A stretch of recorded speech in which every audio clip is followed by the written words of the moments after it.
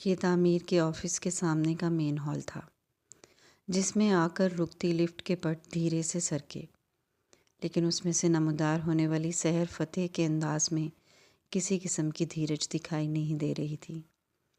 سرخ اون کی بنی ہائی نیک سویٹر کے نیچے نیلی تنگ جینز زیب تن کیے، سرخ ایک سٹرپ والے اونچے سینڈل پہنے اور سٹریٹ سنہری بالوں کی اونچی پونی بنائے، وہ شدید غصے کے زیر اثر تعمیر کے آفس کی طرف جا رہی تھی۔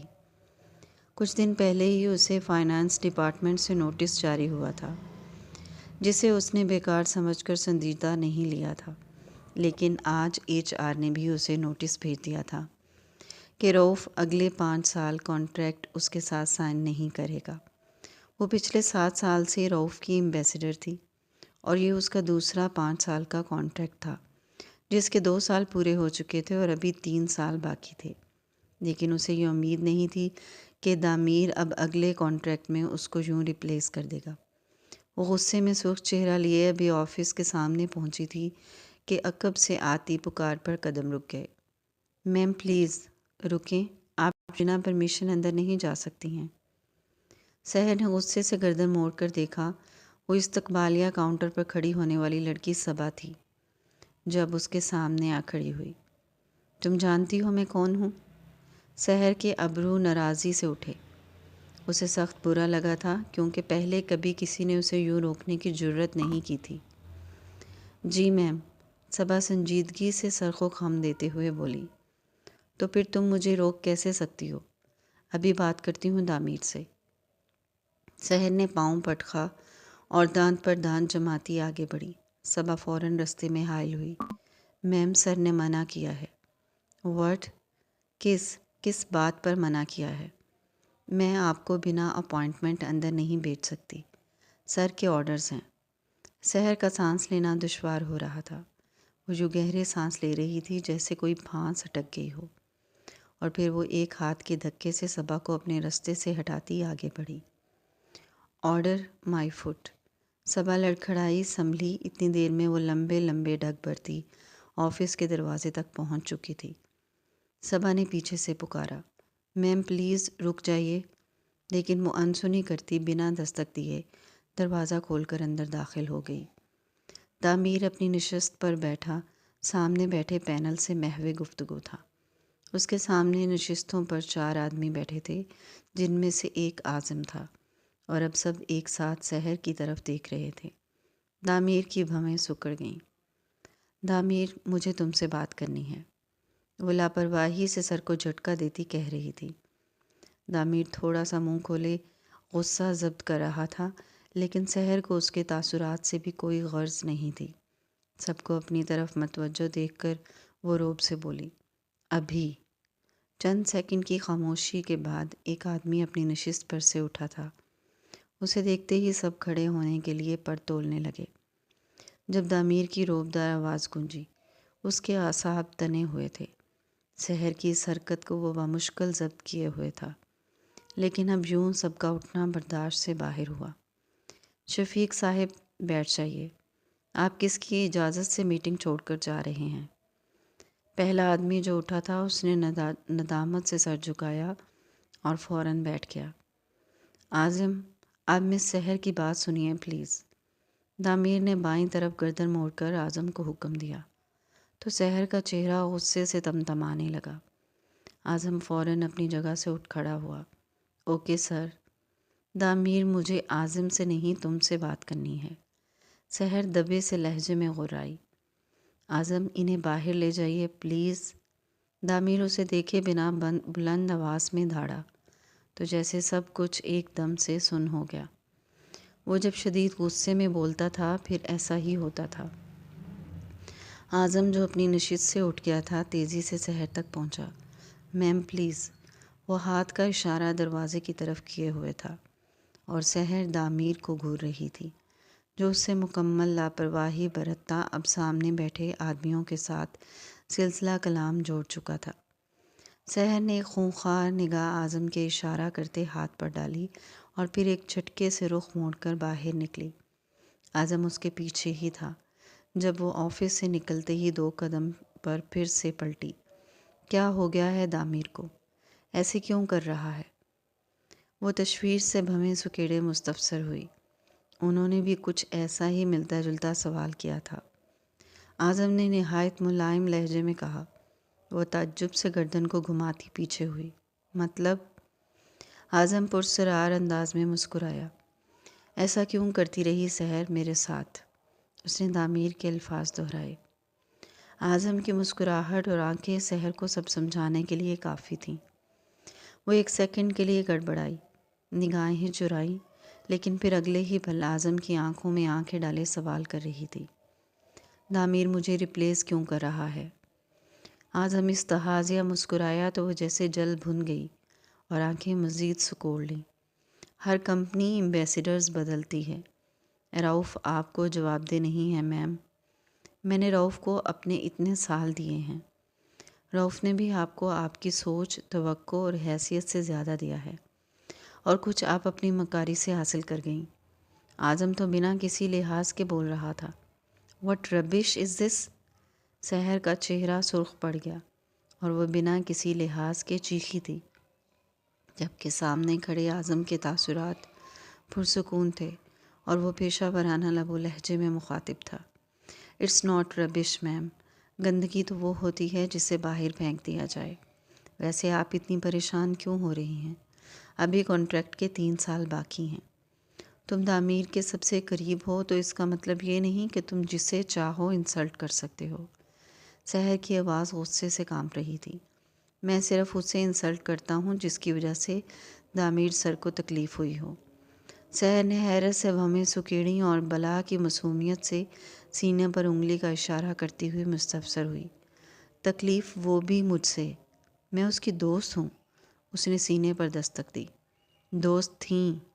اعظم نے لفظوں پر زور دیتے ہوئے تصحیح کی اور پھر ایک گہری سانس لیتے ہوئے تعصب سے کہا۔ دوست ایسے نہیں ہوتے سحر فتح۔ سحر ایک مجسم کی مانند کھڑی رہ گئی اور اعظم اسے اپنے الفاظ سے آئینہ دکھا کر اب آفس کی طرف جا رہا تھا۔ احمد ہاؤس میں شام ڈھلے چہل پہل اور شور شرابہ بڑھ جاتا تھا۔ بچے ٹیوشن سے آ کر ٹی وی کے سامنے بیٹھ جاتے تھے۔ وہ بھی کچھ دیر پہلے آفس سے آئی تھی اور اب تو گھر میں ایک اور فرد کا اضافہ ہو چکا تھا۔ میرب اپنی چھوٹی بہن کو گھر لے آئی تھی۔ نرمین حالانکہ ہم عمر تھی، نکاح شدہ تھی اور شوہر دبئی میں تھا۔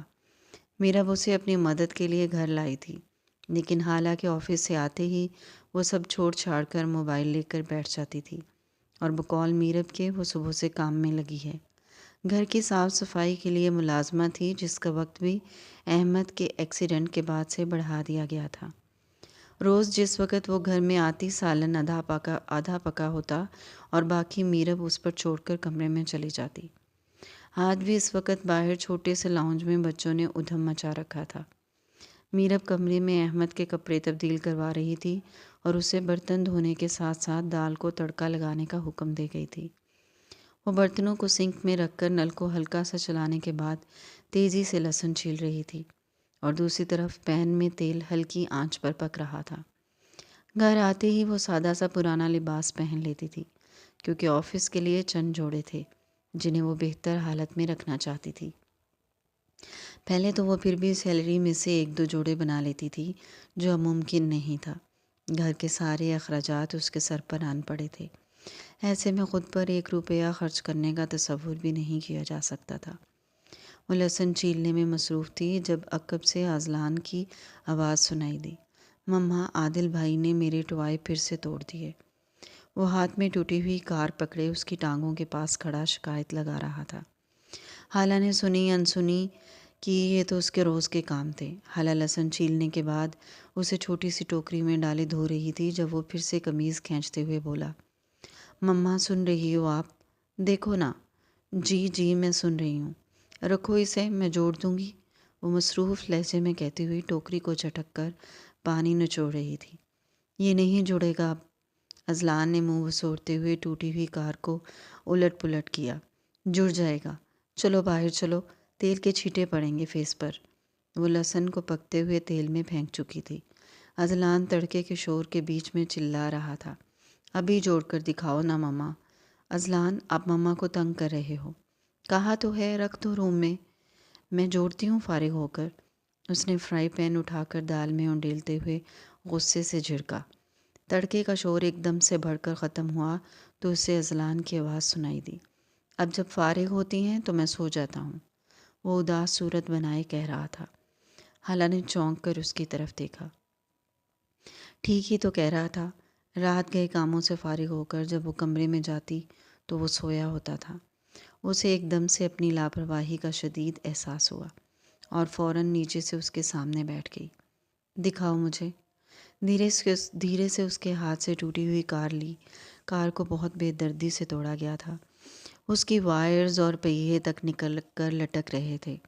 یہ تو واقعی نہیں جڑے گی بیٹا، میں آپ کو نیا ٹوائے لا دوں گی۔ حالہ نے اس کے گال کو چھو کر تسلی دی۔ مت لانا، عادل پھر سے توڑ دے گا، وہ سر کو نفی میں ہلاتے ہوئے کہہ رہا تھا۔ اس کے معصوم انکار پر وہ پھیکا سا مسکرائی اور پھر اسے آہستہ سے اپنے قریب کیا۔ کوئی بات نہیں بیٹا، ٹوٹنے والی چیزیں ٹوٹ جایا کرتی ہیں۔ مما کوئی زبردستی توڑے تو؟ اذلان کے معصوم سوال پر وہ ایک پل کے لیے ساکن ہوئی، پھر محبت سے اس کے گال پر ہاتھ پھیرا اور سینے سے لگا لیا۔ ہم کب یہاں سے جائیں گے مما؟ یہ وہ سوال تھا جو وہ تقریباً ہر دوسرے دن کرتا تھا۔ حالہ نے اسے خود سے الگ کیا اور زبردستی مسکراہٹ چہرے پر سجائی۔ جب تم بڑے ہو جاؤ گے۔ وہ جواب سن کر لب بھینچ کر سر ہلانے لگا۔ حالہ نے اب بغور اس کا چہرہ دیکھا۔ جگہ جگہ داغ تھے۔ صبح سے دھلے چہرے کا حال ایسا ہی ہونا تھا۔ ادھر آؤ، فیس واش کروں، لگتا ہے اسکول سے آ کر ایک دفعہ بھی منہ نہیں دھوتے۔ اس نے جھٹ سے اسے گود میں اٹھایا اور کچن کے سنک کے پاس لے آئی۔ اسے تھوڑا سا جھکا کر منہ پر پانی کے چھینٹے مارے اور پھر فرش پر کھڑا کر کے دوپٹے کے پلو سے چہرہ صاف کرنے لگی۔ وہ پوری آنکھیں کھولے اسے دیکھ رہا تھا۔ اچانک حالہ کو عجیب سا خیال آیا۔ اذلان کی آنکھیں دامیر رؤف سے ملتی تھیں۔ لامبی پلکیں، بڑی سی آنکھیں اور آنکھوں کی گہری سیاہ پتلیاں ہو بہو دامیر جیسی تھیں۔ اسے آج یہ احساس تھا، شاید اس لیے بھی ہوا ہو کہ آج اس نے دامیر کی آنکھوں کو غور سے دیکھا تھا۔ آنکھوں کے بعد اسے تو اذلان کے چہرے کا ہر نقش دامیر کی جھلک دینے لگا۔ وہ ورتہ حیرت میں تھی جب اذلان کی آواز پر چونکی۔ کیا ہوا مما؟ وہ معصومیت سے پلکیں جھپکاتا ہوا پوچھ رہا تھا۔ حالہ نے سر کو جھٹکا۔ کچھ نہیں، جاؤ کھیلو۔ وہ حیران و پریشان سے اٹھ کھڑی ہوئی۔ اسے خود کی اس سوچ پر حیرت ہو رہی تھی، لیکن یہ سچ میں ایسا ہی تھا۔ وہ اسی عجیب و غریب احساس کے زیر اثر باہر آئی اور لاؤنج میں بیٹھے احمد بھائی کے باقی تینوں بچوں کی آنکھیں دیکھنے لگی۔ کسی کی آنکھیں اذلان جیسی نہیں تھیں۔ ان کی آنکھوں کی پتلیاں بھی ایسی سیاہ اور چمکتی ہوئی نہیں تھیں۔ سب بچوں کی آنکھیں گہری براؤن تھیں، جبکہ اذلان کی آنکھیں سیاہ تھیں، دامیر رؤف جیسی۔ اس نے جھرجھری لی۔ ایک کیسا بے تکا سا خیال تھا۔ اس نے سر جھٹکا اور کچن میں آ کر کام میں جت گئی، لیکن رات کو جب کمرے میں آئی تو اذلان سو رہا تھا اور وہ غیر ارادی طور پر اپنے موبائل سے دامیر رؤف کی تصاویر کو گوگل کیے اذلان کے قریب بیٹھ گئی۔ یہ کیسا عجیب اتفاق تھا۔ اذلانی بال اور آنکھیں دامیر رؤف سے ملتی تھیں۔ اس نے فوراً فون بند کیا اور بیڈ کے اطرافی میز پر رکھ دیا۔ تکیہ درست کیا، اذلان کو خود کے قریب کیا اور اس کی طرف کروٹ لیے سمٹ کر لیٹ گئی۔ دنیا میں کتنے لوگوں کی شکلیں آپس میں ملتی ہیں، اس میں اتنے اچنبھے کی بات نہیں ہے۔ وہ اذلان کی پیشانی پر لب رکھے سونے سے پہلے یہ آخری بات سوچ رہی تھی اور پھر نیند کی وادی میں کھو گئی۔ یہ شہر کے وسط میں موجود میک ڈونلڈ کے اندرونی منظر تھا، جہاں دامیر اقسم کا ہاتھ تھامے اندر داخل ہو رہا تھا۔ باقی دونوں سے یکسر مختلف وہ آج گول گلے والی سیاہ ٹی شرٹ پر گرم چارکول رنگ کا کوٹ پہنے ہوئے تھا۔ اقسم لیدر جیکٹ اور جینز میں ملبوس تھا۔ اتوار ڈونلڈ پر معمول سے زیادہ رش تھا۔ وہ آج ہر طرح کی مصروفیت چھوڑ کر اقسم کے ساتھ باہر نکلا تھا۔ اب وہ اسے وقت دیتا تھا۔ اسے خوف آنے لگا تھا۔ اقسم کے اندر پیدا ہونے والے خلا کو خوف وہ اقسم کو اپنے جیسا نہیں بنانا چاہتا تھا۔ سخت خول میں لپٹا ایک نامکمل ترسا ہوا اور خوشیوں سے محروم شخص۔ وہ شاپنگ کے بعد اب میکڈونلڈ آئے تھے، جہاں اکثم نے سامنے دیکھتے ہوئے فرمائش کر ڈالی، بابا آئی وانٹ آئس کریم۔ وہ دامیر کا ہاتھ تھامے سامنے اشارہ کر رہا تھا۔ دامیر نے مسکرا کر اس کی طرف دیکھا۔ پہلے کچھ کھاتے ہیں، آپ کا فیورٹ برگر؟ اکثم نے کچھ سوچ کر سر کو اس بات میں ہلایا تو اس کا ہاتھ تھامے کچھ دور لگے میز اور کرسیوں کی طرف لے آیا۔ اوکے ویٹ، میں بھی لے کر آیا۔ اس نے اکثم کو کرسی پر بٹھایا اور خود آرڈر کاؤنٹر کی طرف چل دیا۔ اکثم ٹانگوں کو جھلاتا ارد گرد دیکھ رہا تھا جب نگاہ ایک کونے میں لگی میز پر بیٹھی رانیہ پر پڑی۔ وہ شہیر کے ساتھ باتوں میں مصروف تھی۔ ڈیزائنرز کرتے میں ملبوس رانیہ شہیر کی کسی بات پر مسکرا رہی تھی۔ اکثم کے چہرے پر خوشی کی لہر دوڑ گئی۔ وہ پھلانگ لگا کر کرسی سے نیچے اترا اور تقریباً بھاگتا ہوا رانیہ کے سامنے۔ موم! اس کا لہجہ پرجوش تھا اور آنکھیں چمک رہی تھیں۔ گہری بری آنکھوں میں انوکھی خوشی تھی۔ رانیہ بھی اسے دیکھ کر ایک لمحے کے لیے شوق ہوئی اور پھر پرجوش انداز میں اسے تھام لیا۔ وہ رانیہ سے لپٹ گیا۔ وہ اسے چوم رہی تھی جب اکثم نے چہرہ موڑا اور ایک طرف اشارہ کیا۔ لک دیئر بابا! وہ آرڈر کاؤنٹر کی طرف اشارہ کر رہا تھا۔ رانیہ اور شہیر نے ایک ساتھ اس طرف دیکھا جہاں دامیر کاؤنٹر کی دوسری طرف موجود لڑکے سے گفتگو میں مصروف تھا۔ موم آئی مس یو سو مچ، گھر چلو ہمارے ساتھ۔ اکثم اس کا ہاتھ تھام کر کھینچتے ہوئے خفگی سے شہیر کو گھور رہا تھا۔ نو بیٹا، میں نہیں جا سکتی، لیکن آپ آؤ گے موم کے پاس۔ میں جلد اپنے بیٹے کو اپنے پاس لے آؤں گی۔ رانیہ نے محبت سے اس کے ہاتھ سے اپنا ہاتھ چھڑوایا جو وہ مسلسل کھینچ رہا تھا۔ No I want go anywhere, آپ چلو میرے ساتھ۔ اکثم نے پیشانی پر بل ڈالے جارحانہ انداز میں اس کے ہاتھ کو کھینچا۔ وہ اب ضد پر اتر رہا تھا۔ شہیر بار بار دامیر کی طرف دیکھ رہا تھا جو کاؤنٹر پر مینیو پمفلٹ تھامے کھڑا تھا۔ رانیہ اکثم کی مسلسل ضد پر اسے سمجھا رہی تھی جب دامیر نے اسے دیکھنے کے لیے چہرہ موڑا اور پھر سامنے کا منظر دیکھ آنکھیں پوری کھل گئیں، پیشانی پر گہرے شکن ابھرے۔ وہ آرڈر کو بھول کر تیزی سے آگے بڑھا اور دور سے ہی سخت لہجے میں پکارا، اکثم! اکثم نے اس کی طرف دیکھا اور پرجوش لہجے میں چلایا، بابا لک آئی فاؤنڈ موم۔ دامیر غصے کی حالت میں آگے بڑھ رہا تھا جب شہیر کی دبی سی آواز ابھری، وقت اچھا ہے، اسے غصہ دلاؤ۔ دامیر نے وہاں پہنچتے ہی اکثم کو کھینچ کر رانیہ سے الگ کیا۔ اکثم come with me. Know I want موم، موم آپ کو میرے ساتھ رہنا ہے۔ وہ دامیر سے ہاتھ چھڑاتے ہوئے رانیہ کی طرف چہرہ اٹھائے پوچھ رہا تھا جو اب اپنی جگہ سے اٹھ کھڑی ہوئی تھی اور غصے سے دامیر کو گھورتی ہوئی اکثم کی بات کا جواب دے رہی تھی۔ آپ کے ساتھ رہنا ہے مگر آپ کے بابا کے ساتھ نہیں۔ ڈونٹ وری بیٹا، میں بہت جلد آپ کو اپنے ساتھ لے جاؤں گی۔ بھول ہے یہ تمہاری، اکثم صرف میرا بیٹا ہے۔ میں اپنے بیٹے پر تم جیسی عورت کا سایہ بھی نہیں پڑنے دوں گا۔ دامیر نے ضبط سے لب بھینچتے ہوئے دھیمے لہجے میں کہا اور اکثم جو اس کے ساتھ ہاتھ سے لٹک رہا تھا آخر کار ہاتھ چھڑانے میں کامیاب ہو گیا۔ وٹ ڈو یو مین تم جیسی عورت؟ میں جیسی بھی ہوں اس کی ماں ہوں اور تم کیسے ہو وہ بہت جلد یہ جان لے گا۔ میں عدالت میں یہ ثابت کروں گی کہ تم ایک سائیکوپیتھ ہو۔ تمہیں اکثم کی نہیں ٹریٹمنٹ کی ضرورت ہے۔ وہ دامیر کی آنکھوں میں آنکھیں ڈالے کہہ رہی تھی اور شہیر مٹھی منہ پر رکھے دونوں پر نگاہیں جمائے کھڑا تھا۔ دامیر کے پہلو میں گرے ہاتھوں کی رگیں پھول رہی تھیں اور مٹھیاں بھیج گئی تھیں۔ وقت بتائے گا رانیہ دلاور، دامیر نے دھیمے لہجے میں کہا اور پلٹ کر اکثم کو تھا۔ وہ وہاں نہیں تھا۔ اس نے فوراً ایک طائرانہ نگاہ گھمائی۔ اکثم! رانیہ نے بھی پریشانی سے ارد گرد دیکھا۔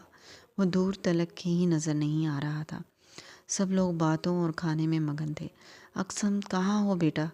دامیر تقریباً بھاگتا ہوا پلے ایریا تک گیا۔ وہ وہاں بھی نہیں تھا۔ آخر اتنی جلدی کہاں جا سکتا تھا؟ وہ واش روم دیکھنے کے بعد واپس آ رہا تھا جب رانیہ آنکھیں نکالتے ہوئے اس کے قریب آئی۔ اگر آج میرے بیٹے کو کچھ ہوا تو میں تمہیں چھوڑوں گی نہیں۔ رانیہ نے انگلی اٹھائی، تنبیہ کی۔ دامیر نے ایک تنفر بھری نگاہ اس پر ڈالی اور گھوم کر پھر سے اقسم کو پکارا۔ اقسم، وہ اب جو ہی پریشان سا کاؤنٹر پر پہنچ گیا تھا۔ رانیہ اور شہیر بھی تیز تیز قدم اٹھاتے اس کی تقلید کر رہے تھے۔ مجھے یہاں کی CCTV فوٹیج دیکھنی ہے۔ میرا بیٹا ابھی یہیں تھا لیکن مل نہیں رہا۔ سر، یہاں آفس میں چلے جائیے۔ لڑکے نے ساتھ بنے چھوٹے سے کمرے کی طرف اشارہ کیا۔ رانیہ جو بکلاہٹ میں اب اس کے ساتھ آ کھڑی ہوئی تھی، غصے میں اس پر برس پڑی۔ یو آر سک مین، باہر جاؤ، وہ کہیں دور نکل جائے گا۔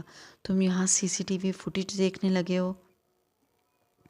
دامیر اس سے لاپرواہی برتتا آفس کی طرف بڑھ رہا تھا جب اس نے پلٹ کر شہیر کی طرف دیکھا، جو اس ساری سچویشن میں بھی ہونک بنا گھوم رہا تھا۔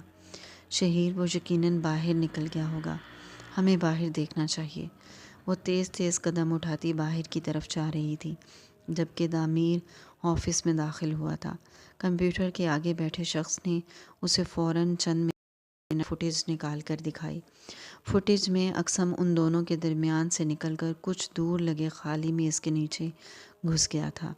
میز دیوار کے ساتھ تھا اور وہیں بن بھی موجود تھا، جس کی وجہ سے وہ کسی کو نظر نہیں آ رہا تھا۔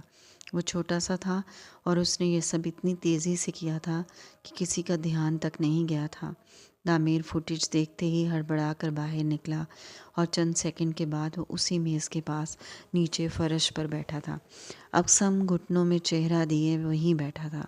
اقسم، کم بیٹا، دامیر نے نرم لہجے میں پکارا۔ اقسم نے گھٹنوں میں دھیا سر دھیرے سے اٹھایا اور پھر دامیر نے گھسیٹتے ہوئے اسے باہر نکال لیا۔ وہ سہما ہوا تھا۔ دامیر نے اسے اپنے سینے سے لگایا۔ آئی ایم سوری بیٹا۔ اس کی آنکھوں میں ایک خوف تھا، اقسم کو کھو دینے کا خوف۔ وہ اقسم کو سینے سے لگائے گہری سوچ میں تھا۔ یہ رؤف کے HR ڈپارٹمنٹ تھا، جہاں شام کے 4 بجے ہر زیرو مصروف نظر آ رہا تھا۔ کوئی کمپیوٹر پر کام کر رہا تھا تو کوئی فائل میں سر دیے بیٹھا تھا۔ وہ بھی اپنی ٹائپنگ پریکٹس میں مگن تھی جب پہلو سے آواز سنائی دی۔ مس ہالہ۔ اس نے ٹائپنگ سے ہاتھ روکا اور مڑ کر دیکھا۔ دردہ چہارم کا ملازم ہاتھ باندھے کھڑا تھا۔ جی؟ ہلایا۔ آپ سے کوئی ملنے آیا ہے، نیچے وزٹنگ روم میں آ جائیے۔ مجھ سے؟ ہالہ نے مستفسرانہ بھویں اکٹھی کی۔ جی آپ سے، نیچے آ جائیے۔ کون ہے؟ نہیں معلوم، آپ خود آ کر دیکھ لیجیے۔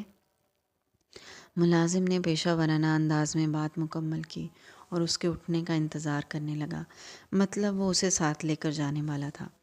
سویرا ابھی اس کی طرف متوجہ تھی، جو حیران سی ذہن پر زور دے رہی تھی۔ کون ہو سکتا ہے؟ جاؤ دیکھو جا کر، کہیں گھر سے نہ ہو کوئی۔ سویرا کی بات پر وہ واقعی پریشان سی اٹھ کھڑی ہوئی اور چند منٹ کے بعد ملازم کی تقلید کرتی وہ وزٹنگ روم کے سامنے کھڑی تھی۔ یہ VIP وزٹنگ روم تھا جو خاص مہمانوں کے لیے مختص تھا۔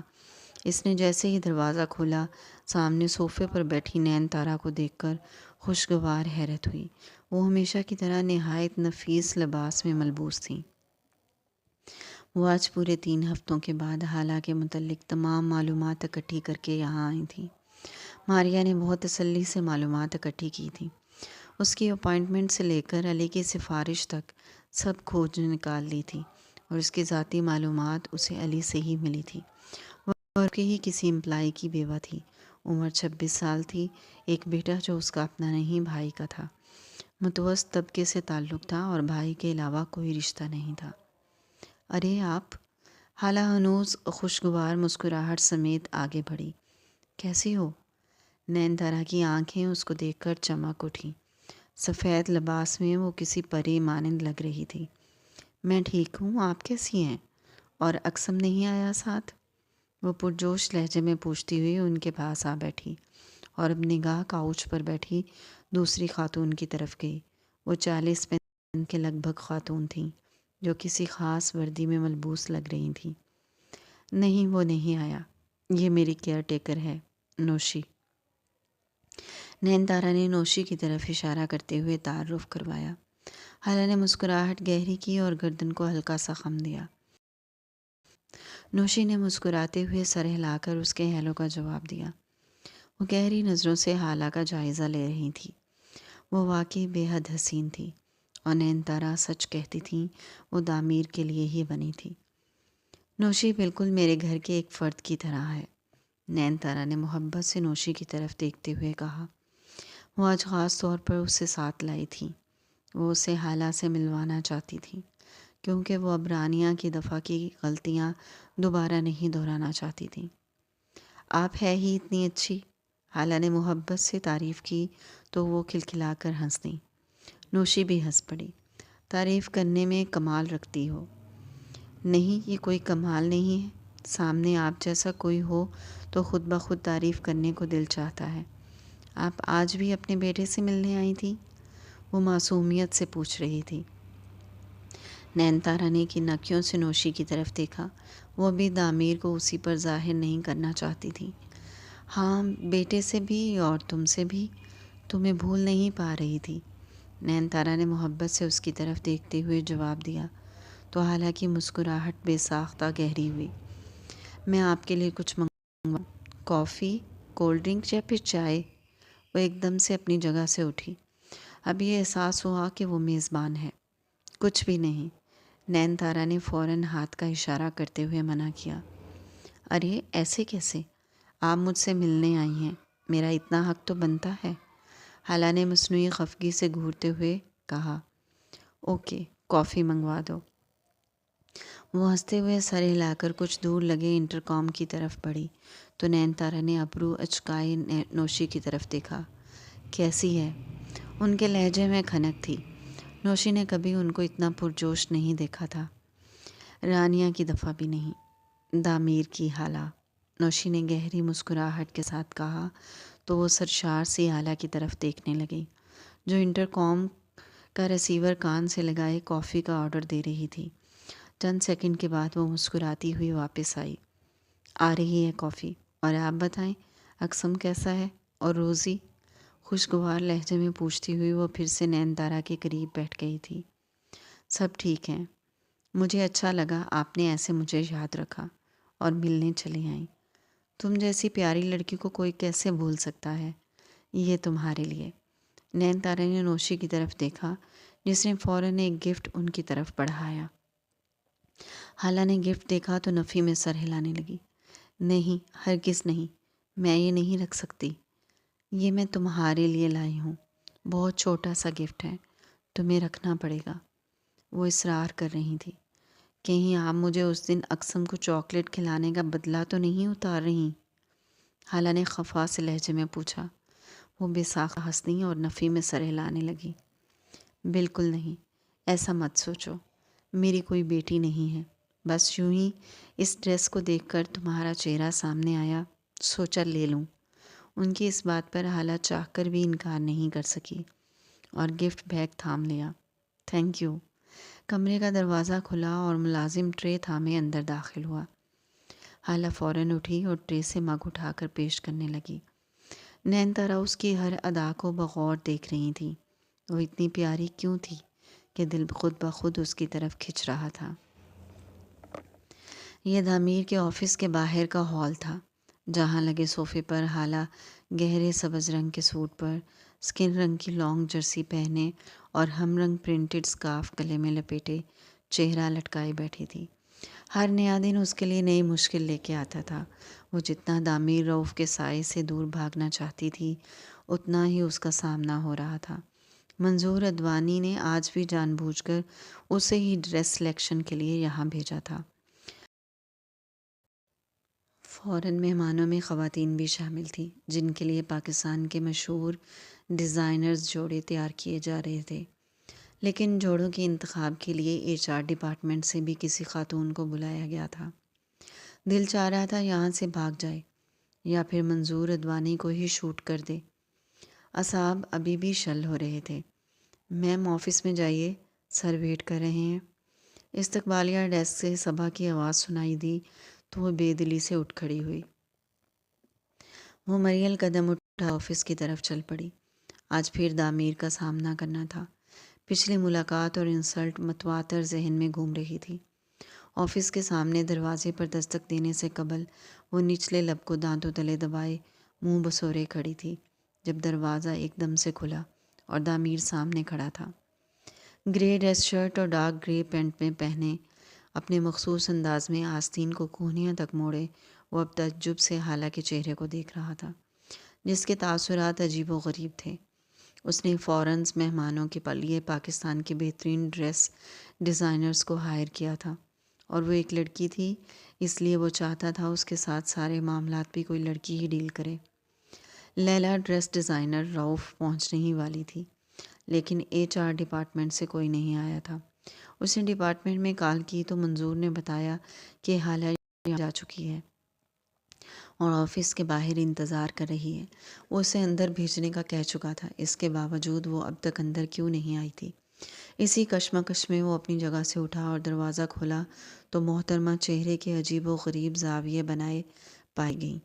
اینی پرابلم مس حالہ؟ وہ ایک ابرو اٹھائے تعجب سے پوچھ رہا تھا۔ حالہ نے سٹ پٹا کر چہرے کے زاویے درست کیے۔ No problem sir. طبیعت ٹھیک ہے آپ کی؟ یس سر۔ وہ اب اس کے عقب میں کچھ اس طرح سے دیکھ رہا تھا جیسے اس کے منہ بسورنے کی وجہ پیچھے ہوگی جبکہ وہ آگے تھی۔ کم ان۔ وہ راستہ چھوڑ کر پیچھے ہوا تو حالہ خجل سی کمرے میں داخل ہوئی۔ کیا ضرورت تھی اس کے آفس کے سامنے کھڑے ہو کر منہ چڑھانے کی؟ اب پتہ نہیں کیا سوچ رہا ہوگا۔ لیلا پہنچنے والی ہوں گی، آپ بیٹھیں۔ وہ اسے بیٹھنے کا اشارہ کر رہا تھا۔ حالہ اپنی جگہ پر بیٹھی تو وہ بھی گھوم کر اپنی سیٹ پر آ بیٹھا۔ آفس میں خاموشی تھی، لیکن دامیر کا بار بار کن نکیوں سے اسے جانچنا حالہ کو پریشان کر رہا تھا۔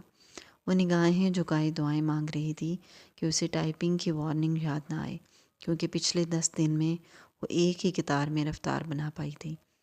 آپ کچھ پریشان دکھائی دے رہی ہیں۔ حالہ نے چونک کر چہرہ اوپر اٹھایا۔ وہ کوئی میز پر ٹکائے اور مٹھی ٹھوڑی پر رکھے بڑے انہماک سے اسے دیکھ رہا تھا۔ حالہ نے فوراً نفی میں سر ہلایا۔ نو، نو سر۔ پھر شاید آپ مجھ سے کچھ کہنا چاہتی ہیں۔ نو سر۔ حالہ نے اسکارف درست کیا اور پہلو بدلا۔ کیا وہ سب کو ایسے ہی زچ کرتا تھا؟ شور۔ وہ اب بھی بھویں اچکائے پوچھ رہا تھا۔ یس سر۔ حالہ نے مختصر جواب دیا، لیکن اس کی گھورتی آنکھوں میں زیادہ دیر نہیں دیکھ سکی۔ مگر اس ایٹیٹیوڈ کے ساتھ آپ لیلا کو کس طرح ڈیل کریں گی؟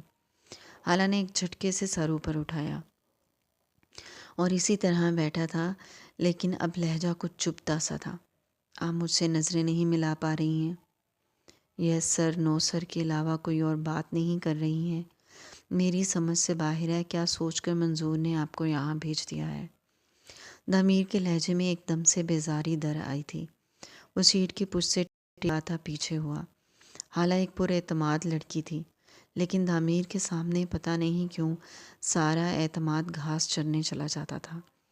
میں منظور سے بات کرتا ہوں، کسی اور کو بھیجیے، وہ برہم لہجے میں کہتا ہوا ہلکا سا خم لیے فون کی طرف جھکا۔ اور اس سے پہلے کہ وہ فون اٹھاتا، حالہ ایک دم سے بول پڑی۔ سر ایسا نہیں ہے۔ دامیر کا ہاتھ وہیں رک گیا۔ کیا ایسا نہیں ہے؟ لیلا بس آفس میں پہنچنے والی ہے اور آپ یوں ڈری سہمی بیٹھی ہیں۔ اس سے کس طرح بات کر سکیں گی؟ سر وہ لیلا ہے، دامیر رؤف نہیں، وہ دفتراً جواب دے گئی تھی، اور بولنے کے بعد احساس ہوا کہ وہ کیا کہہ گئی ہے۔ چند سیکنڈ دونوں طرف سکوت چھا گیا۔ حالہ تم کب سدھرو گی؟ ذہن اور دل ایک ساتھ کوس رہے تھے۔ دامیر کے ماتھے پر ناسمجھی کے شکن ابھرے۔ مطلب؟ میں کچھ سمجھا نہیں، وہ سپاٹ لہجے میں پوچھ رہا تھا۔ حالہ ایک لمحے کے لیے پریشان ہوئی۔ اب جو تیر کمان سے نکل گیا تھا وہ واپس تو نہیں پلٹ سکتا تھا، اور اگلا جملہ بھی وہ دماغ کے بجائے دل سے کہہ گئی۔ مطلب یہ کہ آپ کو صرف لوگوں کو ڈرانا آتا ہے، اور ہر کوئی آپ جیسا تو نہیں ہوتا، وہ تیزی سے کہہ گئی تھی، اور اس کے جواب پر دامیر کی پیشانی کے بل ایک دم سے غائب ہوئے۔ حالہ کو لگا اس نے بہت غلط بات کر دی ہے۔ اس سے پہلے کہ دامیر کچھ کہتا، فون کی گھنٹی نے پورا ماحول بدل دیا۔ دامیر نے ایک سرد نگاہ اس پر ڈالی اور فون اٹھا کر کان سے لگایا۔ دوسری طرف صبا تھی اور لیلا کی آمد کا بتا رہی تھی۔ اوکے، انہیں بھیجیں اندر۔ دامیر نے فون رکھا اور پھر سر جھٹک کر نہایت پیشہ ورانہ انداز میں اس کی طرف دیکھا۔ لیلا آ گئی ہیں۔ وہ سر ہلا کر اپنی نشست سے اٹھ کھڑی ہوئی۔ لیلا ہلکی سی دستک کے بعد اجازت طلب کرتی ہوئی آفس میں داخل ہوئی۔ وہ جدید طرز کے بیل باٹم پینٹ اور ڈھیلی سی ٹی شرٹ میں ملبوس جاذب نظر خاتون تھی، جو اب دامیر کے اشارے پر حالہ کے برابر کی نشست پر بیٹھ رہی تھی۔ اس کے بیٹھنے کے بعد حالہ نے بھی اپنی سیٹ سنبھالی۔ دامیر اب چند منٹ پہلے سے یکسر مختلف لگ رہا تھا۔ لبوں پر دوستانہ مسکراہٹ تھی اور لہجہ نہایت شائستہ تھا۔ مس حالہ، یہ لیلا ہیں، پاکستان کی بہترین ڈریس ڈیزائنر ہیں۔ ہیلو۔ حالہ نے نہایت پر اعتمادی سے ہاتھ ملایا۔ لیلا نے مسکراتے ہوئے اس کا ہاتھ تھام لیا۔ دامیر اب اس کا تعارف لیلا سے کروا رہا تھا۔ یہ حالہ ہیں، رؤف کی فریشر HR آفیسر ہیں۔ لیلا نے مسکرا کر اس کی طرف دیکھا اور سر ہلایا۔ دامیر اب اس کی طرف دیکھتے ہوئے مخاطب تھا۔ مس حالہ، ہمارے فارنر مہمانوں میں لیڈیز بھی شامل ہیں، تو آپ لیلا کے ساتھ ان تمام لیڈیز کی ڈریسز تیار کروانا آپ کی ذمہ داری ہے۔ جی سر، بالکل ٹریڈیشنل ڈریسز ہونے چاہیے۔ وہ ایک پل کے لیے رکا، بغور حالہ کا جائزہ لیا۔ وہ سادہ اور روایتی طرز کے لباس میں ملبوس بہت خوبصورت لگ رہی تھی۔ لمبی قمیض، کیپری، گلے میں لیا ہم رنگ سکارف، جیسے آپ خود ڈریسنگ کرتی ہیں، دامیر نے روانی سے کہا تو حالہ نے چونک کر اس کی طرف دیکھا۔ کیا وہ مذاق کر رہا تھا؟ لیکن وہ سنجیدہ تھا۔ لیلا بھی اب اس کا جائزہ لیتے ہوئے ستائشی انداز میں سر ہلانے لگی۔ اوکے سر، حالہ نے تھوڑا جھجکتے ہوئے کہا تو وہ گہری سانس لے کر نارمل لہجے میں مخاطب ہوا۔ گڈ، تو آپ فنکشن تک لیلا کے ساتھ رہیں، اور لیلا کو جس بھی انفارمیشن اور چیز کی ضرورت ہوگی وہ آپ سے رابطہ کریں گی، اور آپ ڈائریکٹ مجھ سے بات کریں گی۔ اوکے سر، آپ کے لیے آفس تیار کروایا ہے، آپ دونوں وہاں جا سکتی ہیں۔ دامیر نے بات مکمل کی تو وہ لیلا کے ساتھ ہی اٹھی۔ دامیر کی سپاٹ نگاہیں جو اس پر مرکوز تھیں اس کو اندر ہی اندر کہیں خوف زدہ بھی کر رہی تھیں۔ ان کے باہر جاتے ہی دامیر جو آنکھیں سکوڑے حالہ کی طرف دیکھ رہا تھا، گہری سانس لے کر سیدھا ہوا۔ حالہ کے الفاظ ذہن میں بازگشت کر رہے تھے۔ آپ کو صرف لوگوں کو ڈرانا آتا ہے۔ اس کے چہرے کے تاثرات پتھر جیسے ہو رہے تھے۔ پھر وہ ایک جھٹکے سے اپنی سیٹ پر سے اٹھا اور پوری دیوار میں نصب شیشے کی کھڑکی کے سامنے جا کھڑا ہوا۔ وہ جس ماضی کو ہمیشہ ہمیشہ کے لیے فراموش کر دینا چاہتا تھا، وہ یوں ہی کسی نہ کسی بات پر آ کر جھنجھوڑ جاتا تھا۔ یہ رؤف ولاس کا وسیع و عریض ہال تھا، جہاں رؤف حسن پشت پر ہاتھ باندھے اپنے مخصوص باروب انداز میں کھڑا تھا۔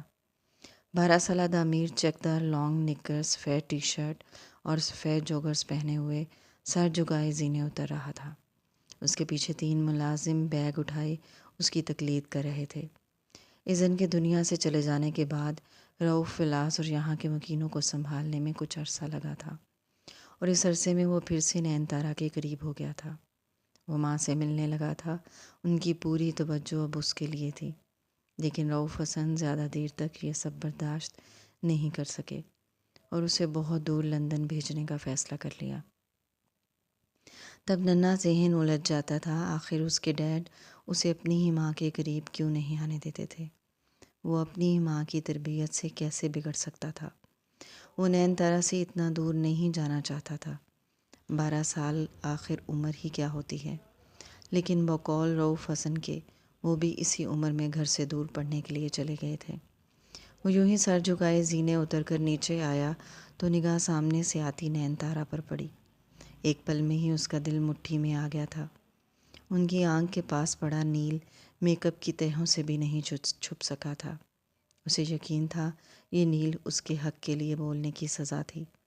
3 گھنٹے کے طویل جھگڑے کو وہ اوپر اپنے کمرے میں بھی سن سکتا تھا، اور پھر نین تارا کی ہولناک چیخ پر اس نے مٹھیاں بھینچ لی تھیں، لیکن بھاگ کر نیچے نہیں آ سکا۔ ان کو رؤف حسن کے عتاب سے بچا نہیں سکا۔ نین تارا اور وہ ایک ساتھ رؤف حسن کے قریب پہنچے تھے، جو سخت تاثرات لیے کھڑا تھا، اور دامیر کے پاس آتے ہی اپنے مخصوص باروب لہجے میں ملازموں سے مخاطب ہوا۔ سارا سامان پیک ہے اس کا؟ جی سر۔ ٹھیک ہے، 8 بجے کی فلائٹ ہے اور اب شام کے 5 بج رہے ہیں۔ تم لوگوں کو بھی ابھی نکلنا چاہیے۔ رؤف کے حکم پر طرح آنکھوں میں آنسو لیے اس کی طرف بڑھیں۔ وہ جانتا تھا وہ اسے سینے سے لگانا چاہتی تھی، وہ خود بھی تو یہی چاہتا تھا، لیکن اس سے پہلے کہ نین طرح اس تک پہنچتی، رؤف حسن کی کڑکتی آواز نے ان کے قدم رستے میں ہی روک دیے۔ رکو، تم وہیں۔ وہ کسی جنگ پر نہیں جا رہا جو یوں بے تابی دکھا رہی ہو، پڑھنے جا رہا ہے۔ نین طرح سہم کر رک گئی تھی۔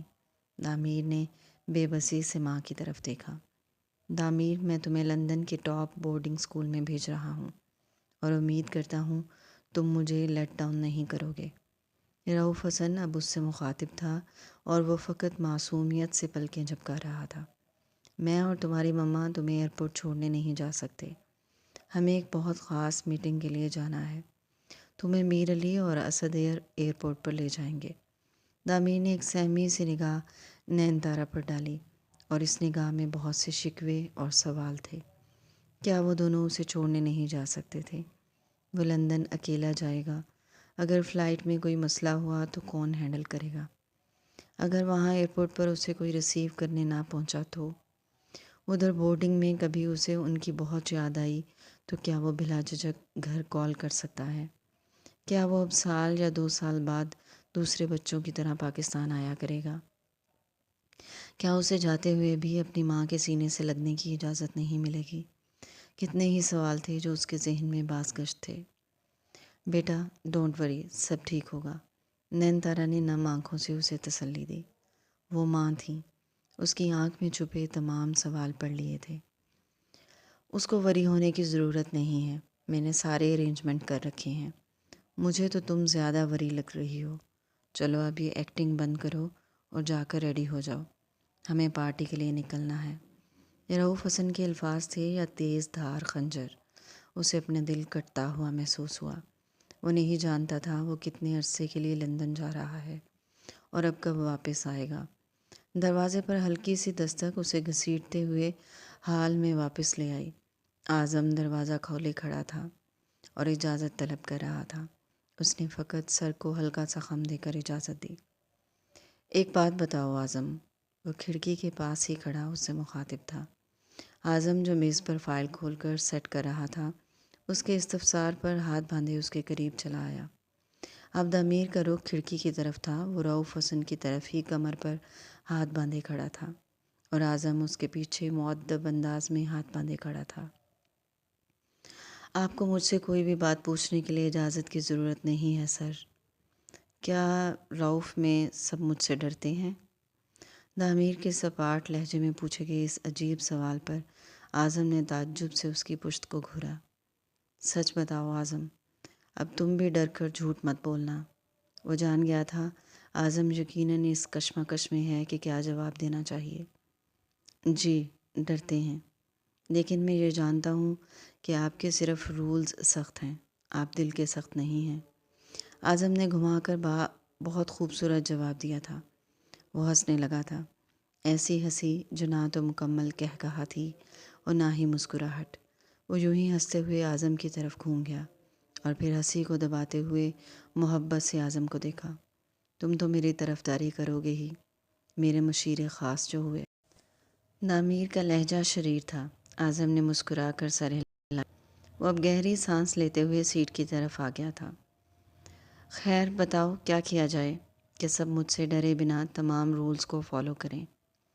وہ اپنی سیٹ پر بیٹھا، میز پر دونوں ہاتھوں کو آپس میں ملائے سیٹ کو ہلکا ہلکا گھماتا ہوا سنجیدگی سے سوال کر رہا تھا۔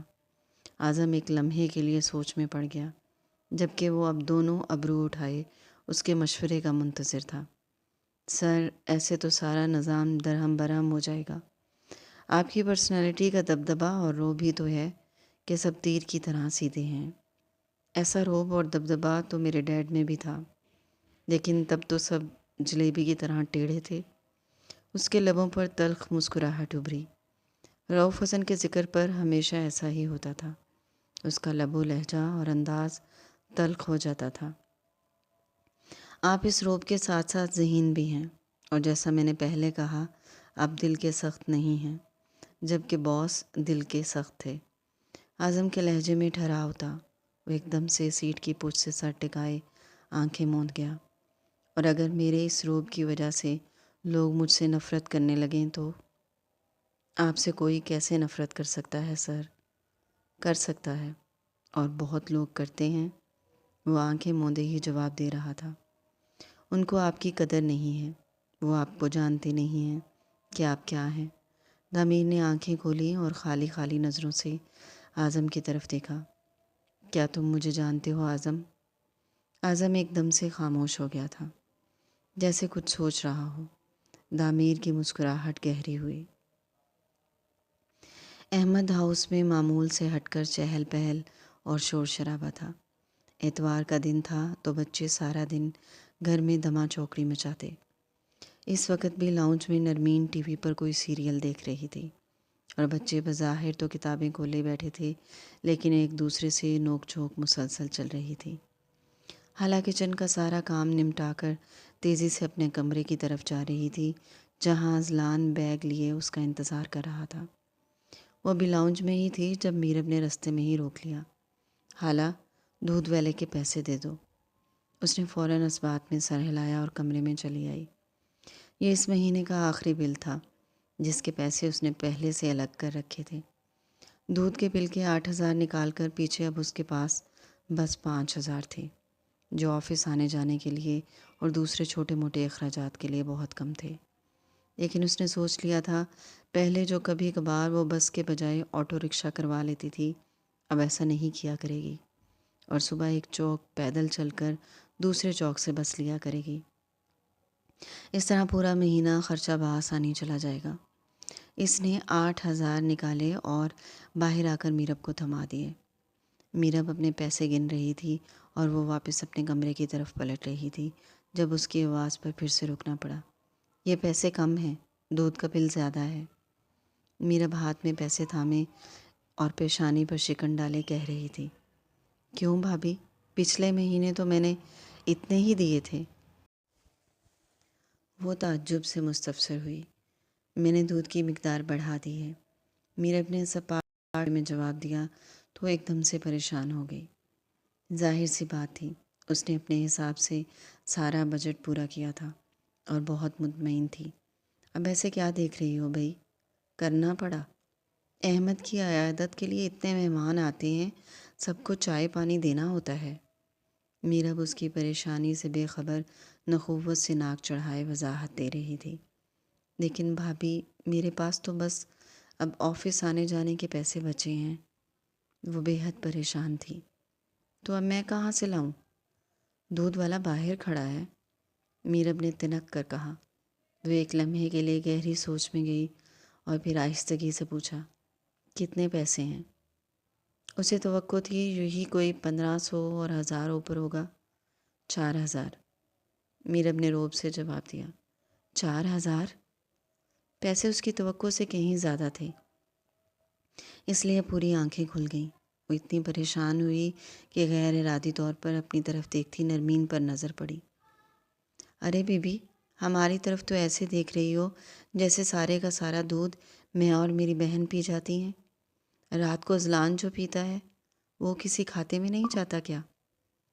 بھابھی، اسے تو میں کچھ دن سے دودھ نہیں دے رہی ہوں، فریج میں ہوتا ہی نہیں ہے، تو کیا میں پی جاتی ہوں پورا؟ ہر وقت تو تمہارے بھائی کے جاننے والوں کا آنا جانا لگا رہتا ہے۔ چائے بنا دو، چائے بنا دو کہ راہ گلا رہتے ہیں۔ بہن، مجھے مت گھورو، جاؤ اور اپنے بھائی سے پوچھو سب۔ میری ہاتھ نچا نچا کر بات کر رہی تھی اور اس کی آواز بھی اونچی ہو رہی تھی۔ میں دیتی ہوں پیسے۔ اس نے فوراً ہاتھ کھڑا کیا اور نرمی سے کہا۔ وہ نہیں چاہتی تھی آواز احمد تک پہنچے اور وہ پریشان ہوں۔ وہ جلدی سے پلٹی، لیکن وہ میرب ہی کیا جو اب چپ چاپ رہتی۔ جب تھے تو کیا ضرورت تھی اتنے ڈرامے کرنے کی؟ سر میں درد اٹھا دیا۔ خالہ نرمین سے نظریں چراتی تیزی سے کمرے کی طرف، لیکن میرب کی زبان لگاتار چلتی رہی۔ ارے بیبی، نخرے کسی اور کو دکھانا۔ اخراجات اس لیے اٹھا رہی ہو کہ یہاں رہتی ہو، شام کو آتی ہو تو کھانا پکا پکایا ملتا ہے، اور کیا خدمت کی جائے مہارانی کی۔ وہ اپنے کمرے میں آ کر الماری کی طرف بڑھ رہی تھی۔ بچہ پیدا کر کے دیا، وہ بھی لا کر پھر سے میرے سر پر ہی مڑ دیا۔ پہلے 4 بچوں کی ذمہ داری کم تھی جو اب اس کو بھی دیکھنا پڑتا ہے۔ وہ الماری سے بیگ نکال رہی تھی جہاں آخری 5,000 اس نے خود کے لیے رکھے تھے۔ گدھا سمجھ رکھا ہے مجھے تو، خود تو وہاں سارا دن ٹھنڈے آفس میں گزار کر آتی ہے اور ہم یہاں چھوٹے سے ڈربے میں سڑتے ہیں۔ اس نے 5,000 میں سے 4 الگ کیے، 1,000 کو واپس پرس میں رکھا اور پھر گہری سانس لیتی باہر آ گئی، جہاں میرب اب بھی مسلسل بول رہی تھی۔ یہ لے بھابھی۔ اس نے 4,000 میرب کو پکڑائے اور بھاری دل کے ساتھ الٹے قدموں اپنے کمرے کی طرف چل دی۔ نرمین جو اسے جاتا دیکھ رہی تھی ہوتے ہی اچھل کر اپنی جگہ سے اٹھی اور پھر آ کر میرب کا کندھا تھامے سرگوشی میں پوچھا، کتنے دے کر گئی ہے؟ اس کی آنکھیں چمک رہی تھیں۔ میرب جو پیسے گن رہی تھی بدمزہ سا منہ بنا کر 4,000 اس کی طرف بڑھا دیے۔ لے پکڑ، مر، تیری وجہ سے بول بول کر سر میں درد ہو گیا۔ نرمین نے فوراً 4,000 تھامے اور پھر ابرو اچکائے پیسے گنتی ہوئی بولی، ویسے آپی ایک بات ہے، خالہ ہے بڑی مالدار، دیکھ کیسے جھٹ سے پیسے نکال لائی۔ ہاں، اتنی بڑی کمپنی میں جاب جو کرتی ہے، اچھی خاصی تنخواہ ہوگی۔ میرب نے پیشانی پر بل ڈالے تائید کی اور باقی کے 8,000 اپنے پرس میں رکھ لیے۔ دودھ والے کو تو وہ پہلے سے کہہ آئی تھی کہ پیسے کل دے گی۔ نرمین کا چہرہ کھل رہا تھا۔ اب 2,000 والے 2 جوڑے منگوا لے، ایک میں سلا لوں گی اور ایک تم سلوا لینا، میرب بد سے کہا، لیکن وہ ایک دم سے بدک کر پیچھے ہوئی۔ آپی، تم نے کہا تھا تم اچھا سا سوٹ بنا لینا اور چاچی کو جا کر بتانا میرب نے لے کر دیا ہے، بھول گئی ہو؟ وہ منہ بسورے خفگی سے کہہ رہی تھی۔ ویسے تو بہت بھوکی ہو نرمین۔ میرب نے تعصب سے سر ہلایا اور پھر کمرے کی طرف چل دی۔ نرمین بھی دانت نکالتی کمرے کی طرف چل پڑی، اور ایک وہ تھی جو بزلان کے سامنے پریشان حال بیٹھی تھی اور وہ سر جھکائے ہوئے ہوم ورک کر رہا تھا۔